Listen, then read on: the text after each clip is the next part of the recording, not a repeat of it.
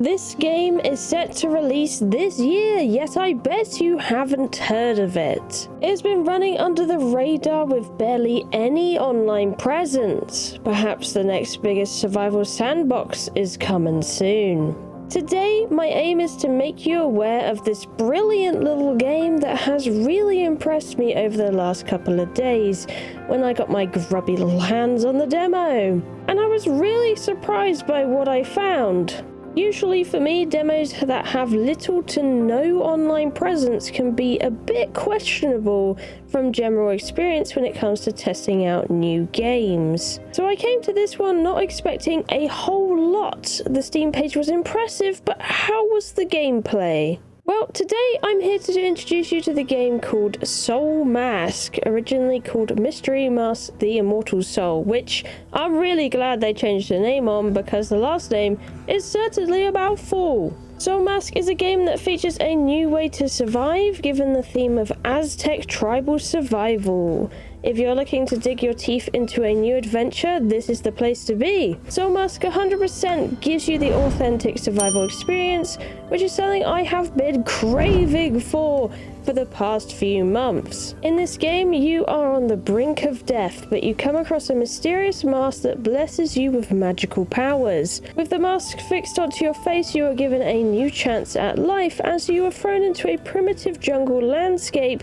full of mysterious civilizations. You are going to want to hunt, gather, and craft yourself some tools to be able to survive the harsh jungle landscape. Watch out for jaguar, panthers, or wild dogs as they will be on the prowl for some fresh meat. Do know that you're not alone though when it comes to playing this game, whether you choose to play solo or with friends on a multiplayer server. Out in the wilds, you can come across intelligent tribesmen that you can recruit to be a part of your tribe. These tribesmen will help you with many tasks, follow you around, or craft things for you at your base. My first experience of one of these is when I started building a camp with my friends. I put a big campfire down and we got ready to craft some building pieces, but a strange lady appeared, begging behind me, asking to be part of our tribe. We were so surprised at first because we thought this was another player, but it turned out to just be a passerby who wanted a home. So I thought this was really wholesome and a cool way to get helpers in the game, since those that are familiar with my channel will know I play a lot of Connexars, and in that game, when you want or need helpers, you tend to take them by force. Also, tribespeople are not the only type of NPC you can recruit. There are also animals you can tame and tribe with, which is extremely exciting to find out. And really quite funny because the way I found this out, that this was a thing, was we raided a tribal camp and found baby alpacas in a pen, and we could pick them up and steal them. We also noticed there was a saddle slot on these, so it appears you can ride them, which is even better than what I expected.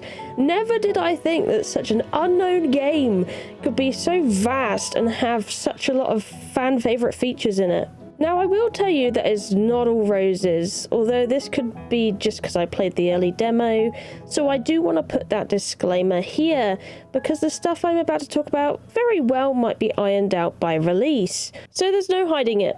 This game is quite clunky. At times, the clunk can be amusing, like when I was running with dual blades and you look like an angry goose or a Naruto runner. The running in this game is really quite odd. It's like you go from 0 to 100 and it's rather awkward. Same goes with climbing.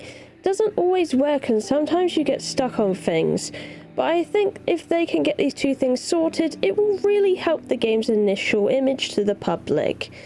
I think some of the animations for things are also missing, but I interpret this as it just hasn't been added yet. Same with some sound effects that are missing. The UI is also quite convoluted. It can be hard to find things in the crafting menu once you've learnt quite a few recipes, and some items could definitely be better explained.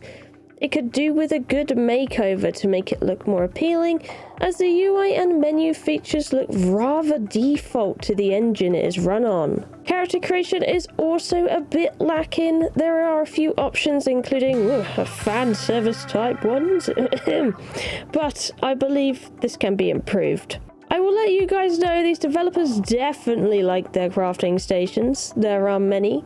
It is definitely a learning curve on what each and every item does. But I think that's also a double-edged sword, as it can be fun to figure out the different systems and how they work, and how to be efficient about them or find loopholes on getting advanced materials without having to use certain benches, such as finding the materials in an enemy camp or a random chest instead of making them. This game has PvE and PvP modes, but I think they will need to work on a few of the weapon movesets before going ahead with PvP mode, as when using them in game, sometimes the moves could be a bit OP or crazy fast. Let's just say, most of the weapon movesets when it came to super attacks left me with the whoa or the oh my gosh, what the heck is that reaction.